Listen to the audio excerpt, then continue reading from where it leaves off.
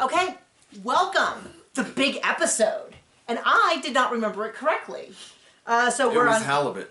It was season 9, episode 12, Meri is catfished. And then it was salmon. My memory of this episode was that... vomit. Was that... Sorry.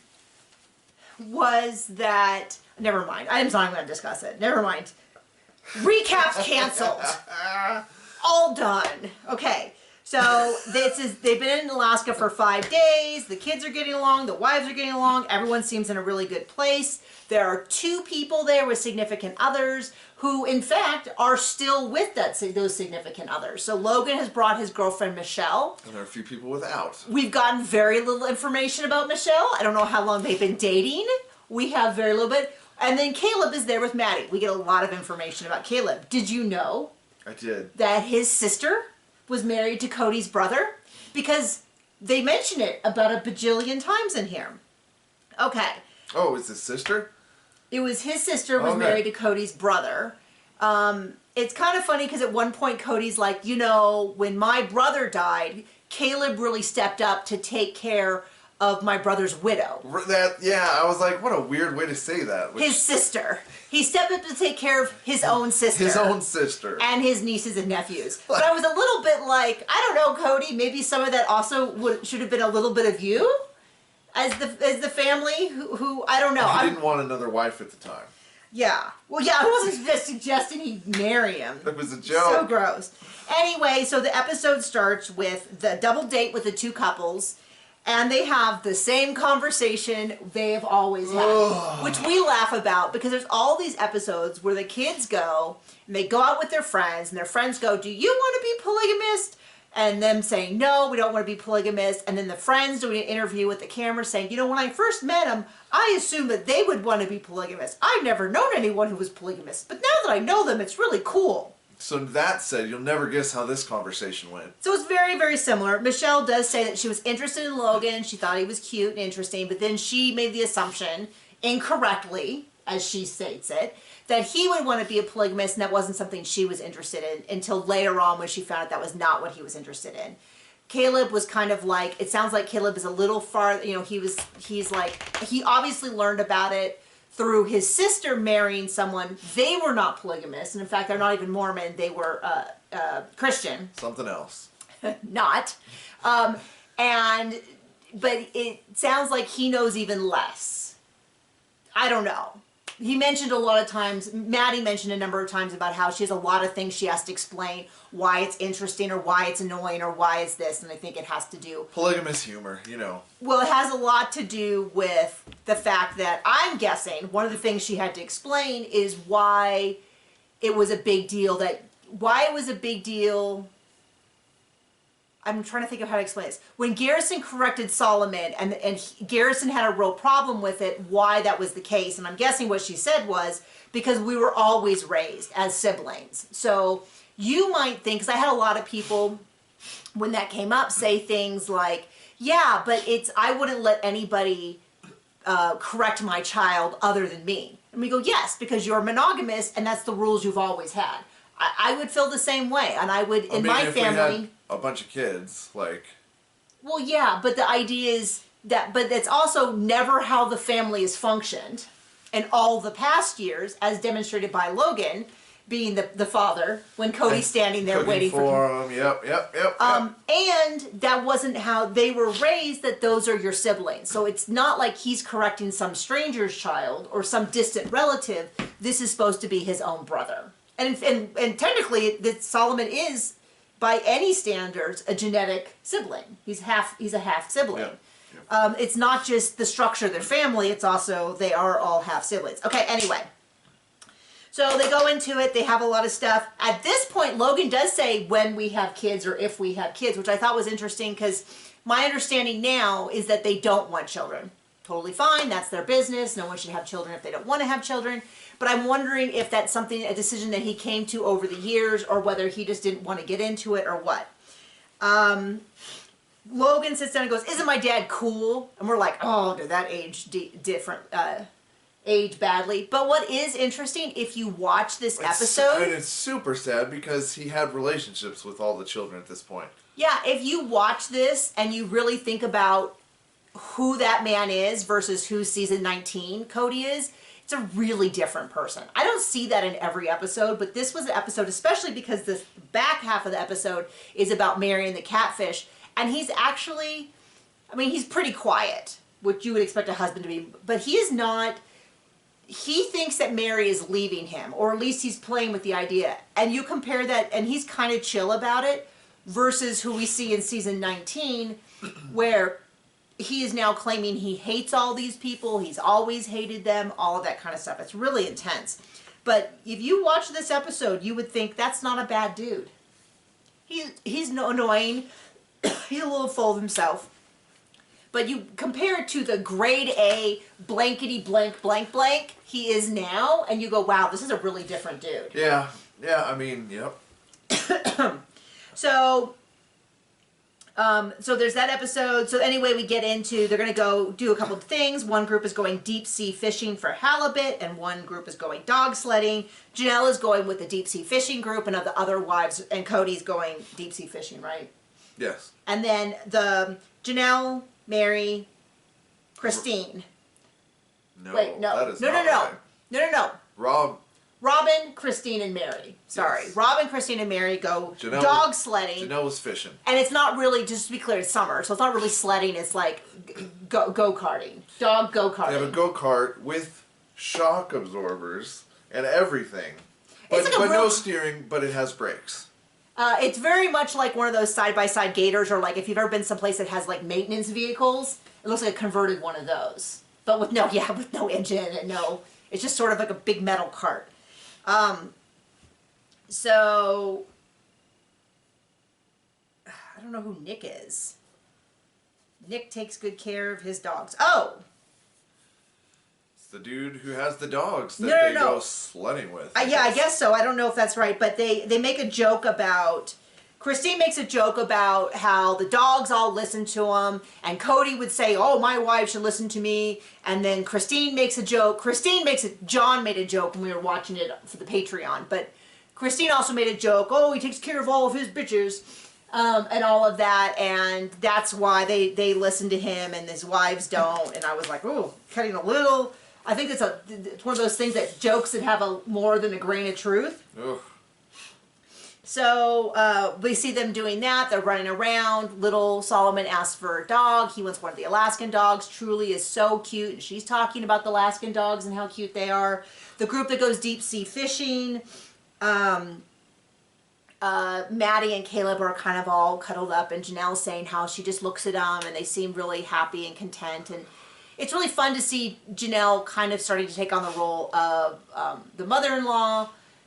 They're not there yet, obviously, but we're starting to have that. Caleb seems to be spending a lot of time with all of the kids, with the family, getting to know everyone, with all the moms.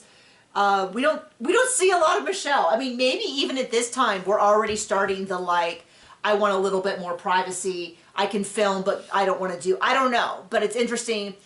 And maybe it's just that they think, much like Cody, the producers also think Caleb is the coolest thing ever. I mean, okay. So they get into all that. Caleb eventually gets the biggest halibut. Very exciting. Very exciting. So anyway, they sit down. Caleb sits down with Cody, and he kind of has to tell two of Robin's kids, Aurora and Brianna, like, hey, can you guys give us the room, so to speak? Kids. You know, can I ask you a favor? Can you leave? And he sits down with Cody and he says, you know, thank you for inviting me to Alaska. It's been a really amazing trip. It's a bucket list trip. Maddie is amazing. I feel like she's my soulmate. More soulmate talk. Big in the family. And I would like Maddie to be my wife. Are you okay with that, more or less? I don't know how important, I'm just going to say this because some people are like, I can't believe it's such an arcane tradition. At least in my family, it was something that you did. Asked my father for permission. But it was sort of like one of those things. Your parents were decent people, so I felt that would be a nice thing to do. Well, and I think I indicated that I would like it.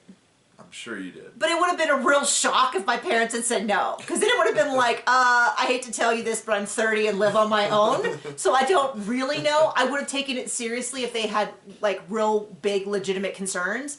But I also knew that I had vetted you pretty well. Not in the same way that Cody vetted Robin repeatedly. Didn't he say something weird, like, I deeply vetted her or something? Sure, probably. Some weird wording. Anyway, and so at some point it comes out that they are thinking next summer. They are not getting married immediately. Note, I'm mentioning all this because it's a little different situation when McKelty shows up. She tries to kind of play it the same as Maddie, and there's a lot of really big differences. A lot. And I'm curious to know how much space was there between Maddie telling the family that she was dating Caleb and Caleb coming to Alaska. I bet you there were several months. But I could be wrong about that. So I was all ready to cut Robin some slack because we knew from the sneak peek that she throws up after smelling the fish. And I was like, Also, she's preggers. She's pregnant, which is like your whole body is like, I don't care what you used to do. We have all new rules now. Right. And I have a weak tummy, and I have, in fact, smelled things that have made me throw up in the past couple months. So I was like all ready to be like, okay, this is not Robin's. But then we actually watched the footage. And it was a little ridiculous because someone apparently in the neighborhood gave them a fresh salmon. He comes in, Caleb comes in, he's like, I'm going to cook it for the family. And they're like, by the way, if you're not good with fish, you want to probably leave the room. Any of you kids who are going to be weirded out by the fish, leave the room. He gets it out. He washes it off. He's picking it up. He's like, and they keep saying, hey, if you're going to be sick, you need to leave the room. Janelle looks at Robin and says, Robin, if you're going to be sick, you need to leave the room. And Robin stays. And then she's like, all of a sudden I caught a whiff of the fish. She's the closest one of the group to the fish. Then she goes, oh, I caught a whiff of it. She runs through the room. She runs from the room and vomits. And I'm a little bit like, okay, I was ready to give her... Who could have seen that coming? I was ready to really cut her some slack. But then I was like, oh my gosh, this is minutes. This is not like when, you know, I don't even want to say the kind of things that gross me out, but certain things that probably shouldn't gross me out. And it hits really fast, and I am like, that's the end of it. I kind of feel like... when you see it coming, you make sure to stay, right? Yeah, like if somebody was like, oh, someone threw up in here, Nikki, you probably don't want to come in. I'd be like, oh, thank you. I will be leaving now. I will leave the scene. You let me know when it's cleaned up and it's aired out. That's all fine. Okay?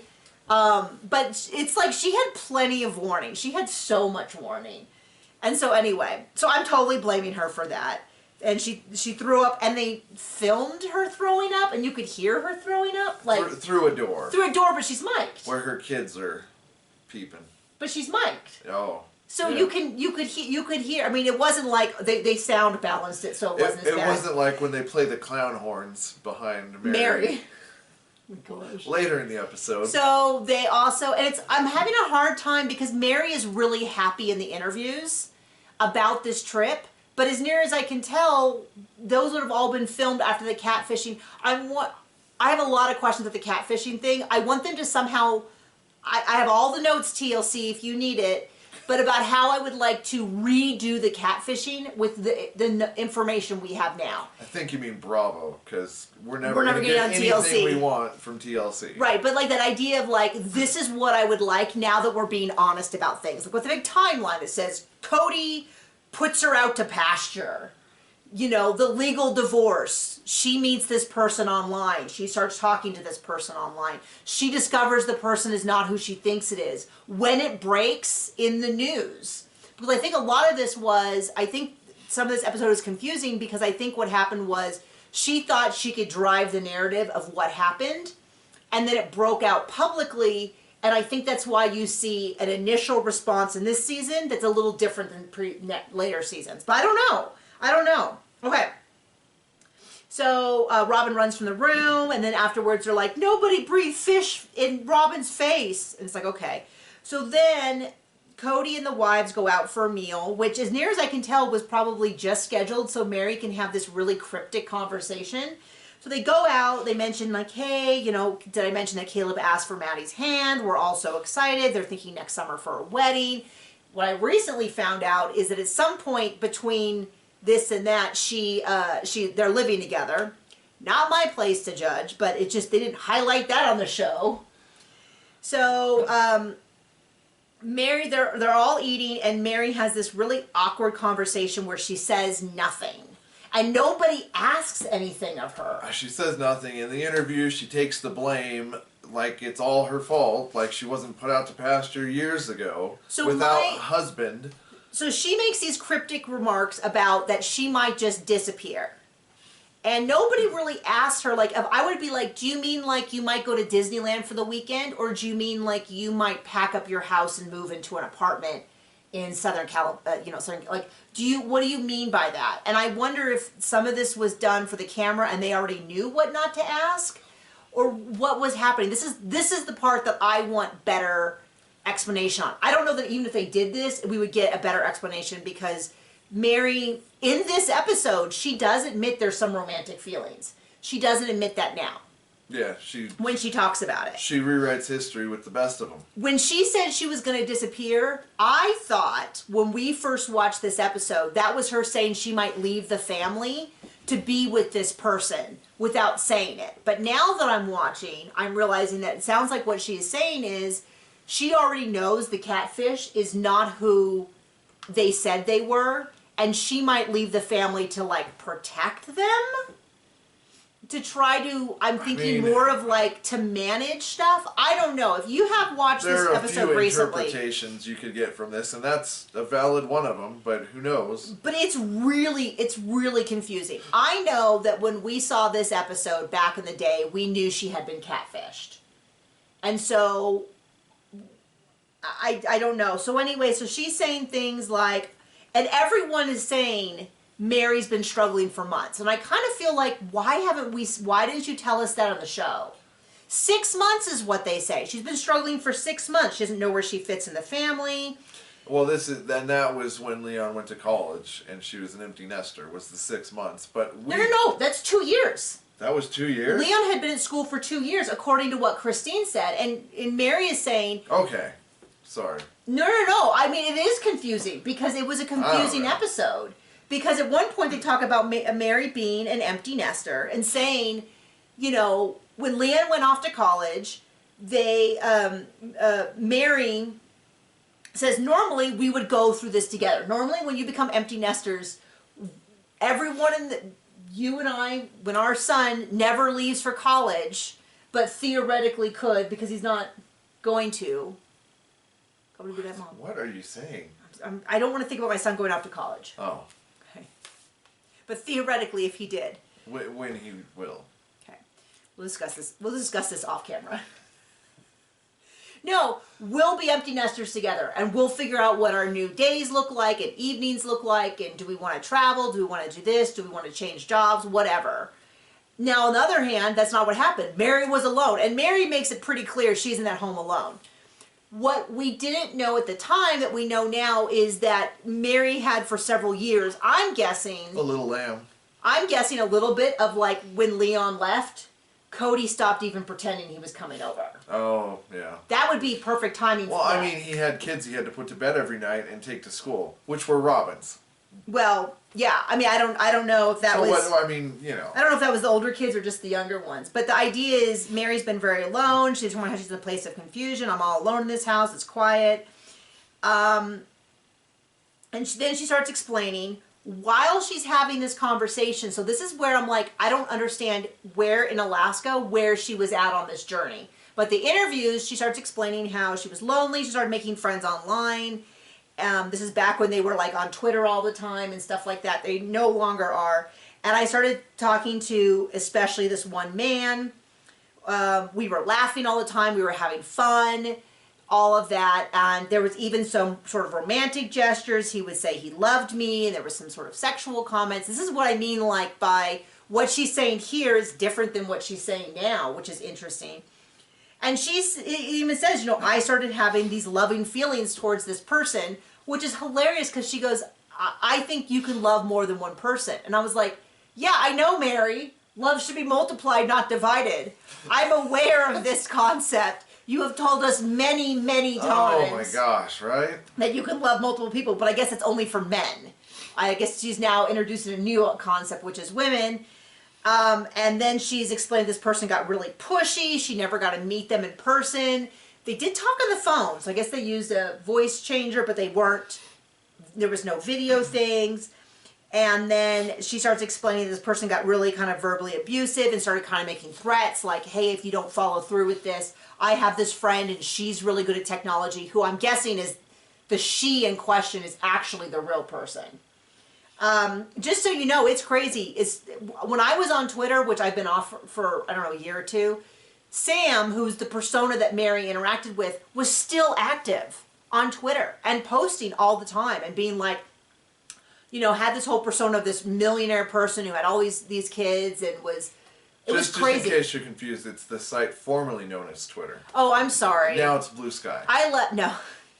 It's X. Blue Sky's a different one. Let's not even say that word. No, but anyway, and so she's like, I'm really scared about what I brought into this family, and I'm thinking the person is making threats against the family, and, all of that kind of thing. And so, and Meri's crying. She's like, Janelle and I have never really, and this is why I'm kind of like, did they kind of have a heads up and the production asked them to on camera? Because I was like, but Cody was there just being as absent as ever and not angry at all. He said nothing through the whole thing. But even I was like, why aren't you asking her questions? Because they were kind of like, well, if you go somewhere, we need to know.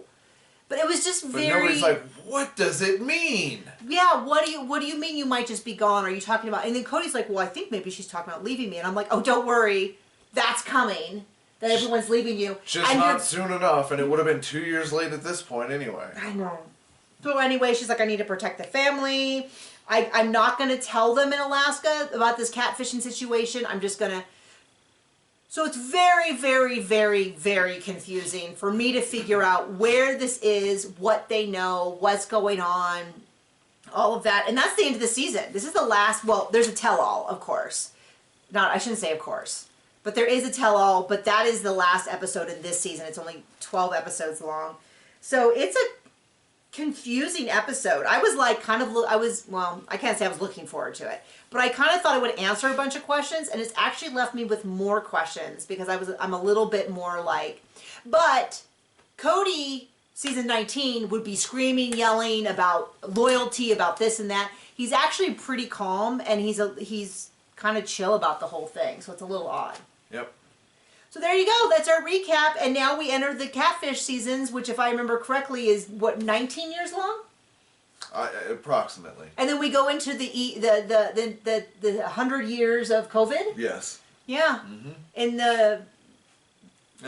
We forgot about the 3 years of asking Meri if she's coming to Flagstaff. Yeah. And it's kind of sad because, in a way, it seems like everyone, this Alaska trip might be the happiest that we've seen them without little bickering and fighting, which is sad. Yeah, it's kind of all downhill from here. Well, I mean, where we as the viewer see the downhill. Right. In retrospect, we found out things have been rough for a while. But thank you so much for joining us. Have a great day. Bye.